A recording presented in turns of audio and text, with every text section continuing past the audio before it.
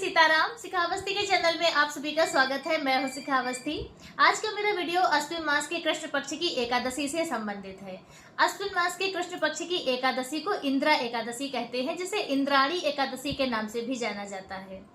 इंद्रा एकादशी प्रत्येक वर्ष पितृपक्ष में मनाई जाती है और पितरों की मोक्ष प्राप्ति के लिए इंद्रा एकादशी बहुत ही ज्यादा महत्वपूर्ण मानी गई है।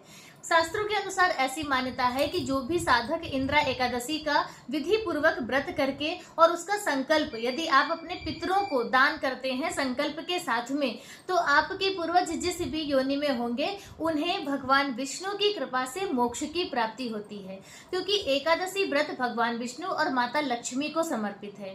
इसके साथ ही जो साधक इंद्रा एकादशी का व्रत का जो पुण्यफल है वह अपने पूर्वजों को यदि दान करते हैं तो उससे आपके पूर्वजों को मोक्ष की प्राप्ति होगी और आपको आपके जीवन में सुख समृद्धि का वास होगा, आपके जीवन में सुख सौभाग्य में वृद्धि होगी। तो इसलिए इंद्रा एकादशी बहुत ही ज्यादा महत्वपूर्ण है। वर्ष में सिर्फ एक एकादशी ऐसी है जो हमारे पितरों के निमित्त है, जिसका पुण्यफल हम अपने पितरों को दान कर सकते हैं। ठीक है, तो वर्ष 2025 में इंद्रा एकादशी 17 सितंबर 2025 दिन बुधवार को मनाई जाएगी। यदि आप एकादशी का व्रत नहीं करते हैं, आप अपने पूर्वजों को प्रसन्न करना चाहते हैं, उनका आशीर्वाद प्राप्त करना चाहते हैं, उन्हें मोक्ष की प्राप्ति कराना चाहते हैं, आप स्वयं पितृदोष से मुक्ति प्राप्त करना चाहते हैं, तो आपको इंद्रा एकादशी का व्रत जरूर करना चाहिए। व्रत हमें किस प्रकार से करना है, तो देखिए एकादशी चाहे जो भी एकादशी हो, एकादशी में 3 दिनों तक व्रत के नियमों का पालन करना होता है। शास्त्रों के अनुसार ऐसी मान्यता है कि एकादशी व्रत में दशमी को 10, एकादशी को 11 और द्वादशी को 12 नियमों का पालन होता है, तब जाके हमारी एक एकादशी पूर्ण होती है। तो वह नियम कौन से हैं, चलिए जल्दी से हम वह भी जान लेते हैं। तो देखिए दशमी वाले दिन यानी कि 16 सितंबर को आपको शुद्ध सात्विक भोजन करना है, बगैर लहसुन प्याज का आपको भोजन करना है और भोजन में आपको चावल का प्रयोग नहीं करना है, मसूर की दाल का प्रयोग नहीं करना है, बैंगन नहीं खाने हैं और सूर्यास्त के पहले ही आपको भोजन कर लेना है। सूर्यास्त के बाद फिर अन्न का सेवन नहीं करते हैं, आप चाहें तो फलाहार कर सकते हैं। भूमि शयन करते हैं, पूर्ण ब्रह्मचर्य का पालन करते हैं और फिर एकादशी वाले दिन सुबह सूर्योदय से पूर्व आपको स्नान करना होगा। अपने दैनिक कार्यों से निवृत्त होकर आप स्नान करें और स्नान के बाद आप अपने पूरे घर में गंगा जल का छिड़काव करें। हो सके तो आप अपने घर के मुख्य दरवाजे पर हल्दी से स्वास्तिक का चिन्ह बनाएं। घर के मुख्य दरवाजे पर आप एक देसी घी का दिया जलाएं। उसके बाद फिर आप अपने मंदिर में आ जाएं। मंदिर में आकर आप अपने भगवान के सामने अपने व्रत और पूजा का संकल्प कीजिए। आप किस प्रकार से व्रत करेंगे और किस प्रकार से आप पूजा कर रहे हैं लक्ष्मी नारायण भगवान की, उसका आप संकल्प करें। संकल्प के बाद फिर आप तुलसी माता की पूजा करें। तुलसी माता की पूजा में ध्यान रखिएगा, एकादशी वाले दिन हम जल नहीं अर्पित करते हैं, तो आप माता को पुष्प अर्पित करें, धूप दीप दिखाएं, उनकी स्तुति करें, उनका नाम जाप करें, भगवान के मंत्रों का जाप करें और परिक्रमा करें। तो इस प्रकार से तुलसी माता की पूजा करते हैं। सूर्य भगवान को आपको जल देना है, जिसे सूर्य अर्घ्य कहते हैं। तो सूर्य भगवान को जल देने के बाद फिर आप अच्छे से लक्ष्मी नारायण भगवान की विधिवत पूजा अर्चना आराधना कीजिए। आपके भगवान जो भी हो, राधा कृष्ण जी हो, सीताराम जी हो, लक्ष्मी नारायण भगवान हो, जो भी आपके पास हो, तो आप उन्हें विराजमान करें और हो सके तो एक कलश की स्थापना करें। एकादशी वाले दिन कलश की स्थापना करके, देखिए कोई भी पूजा होती है तो उसमें कलश की स्थापना करना बहुत ही शुभ माना जाता है। तो कलश की स्थापना करें, लक्ष्मी नारायण भगवान की स्थापना करें और फिर उनकी विधिवत पूजा अर्चना करें। यदि श्री विग्रह आपके पास है तो उनका अच्छे से पंचामृत अभिषेक करें और यदि आप फोटो पे पूजा कर रहे हैं तो पंचामृत का छिड़काव करके साफ जल से भगवान को अच्छे से साफ कपड़े से पोंछकर फिर उन्हें चंदन का टीका करें। पीले रंग के पुष्प अर्पित करें, क्योंकि भगवान विष्णु को पीला रंग बहुत ज्यादा प्रिय है। पीले रंग के पुष्प अर्पित करें। माता लक्ष्मी को सिंदूर अर्पित करें। लाल रंग का पुष्प माता लक्ष्मी को आप अर्पित करें।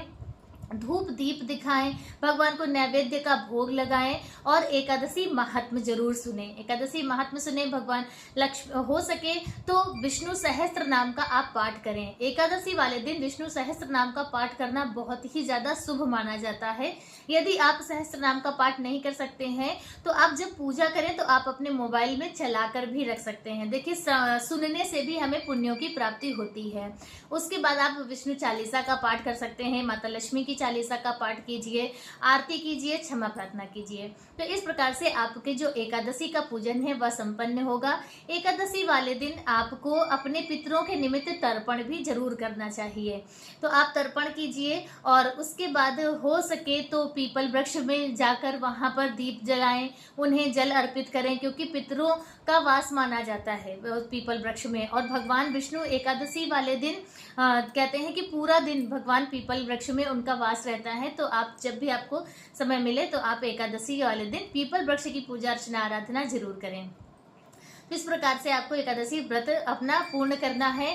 शाम के समय आप अच्छे से भगवान की पंचोपचार विधि से पूजा अर्चना आराधना करें और एक दीपक आपको दक्षिण दिशा की तरफ मुख करके देसी घी का आप एक दीपक अपने पितरों के निमित्त जरूर जलाएं और उसमें आप काले तिल डालना बिल्कुल ना भूलें।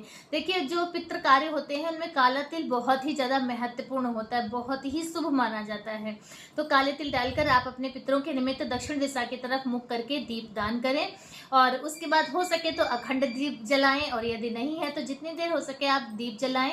भगवान का नाम जाप करके आप अपनी एकादशी की रात्रि पूर्ण करें। द्वादशी वाले दिन फिर सुबह आपको सूर्योदय से पूर्व स्नान करना है।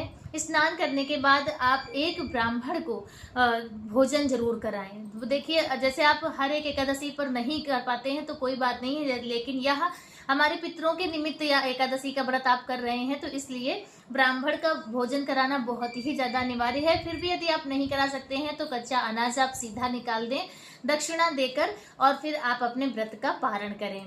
इंद्रा एकादशी व्रत का पारण आपको कितने बजे करना है, चलिए वह भी जान लेते हैं। तो एकादशी व्रत का पारण आपको 17 सितंबर को सुबह 6:15 से 8:30 तक आपको एकादशी व्रत का पारण कर लेना है। पारण आप किस प्रकार से करेंगे, तो आप जब सभी पूजा और ब्राह्मण भोजन आपका सब कुछ संपन्न हो जाए उसके बाद आपको अपने दाहिने हाथ में थोड़ा सा जल, अक्षत यानी चावल के दाने और एक तुलसी का दल रख के और फिर उसी से आपको अपने व्रत का पारण करना है। उसे आप पी लें और निगल जाएं और उसके बाद फिर आप जो भी भोजन, जो भी भोग प्रसाद आपने भगवान का भोग लगाया है वह प्राप्त करें।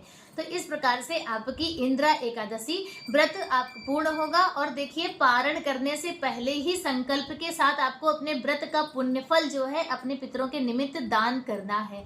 इससे आपके पितरों को मोक्ष की प्राप्ति होगी, आपको पितृ दोष से मुक्ति प्राप्त होगी, आपके घर में पितरों के आशीर्वाद से सुख शांति संपन्नता का वास होगा।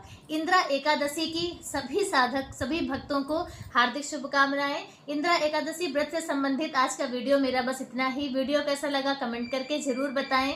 मिलते हैं दूसरे वीडियो में किसी दूसरी जानकारी के साथ। तब तक के लिए श्री सीताराम।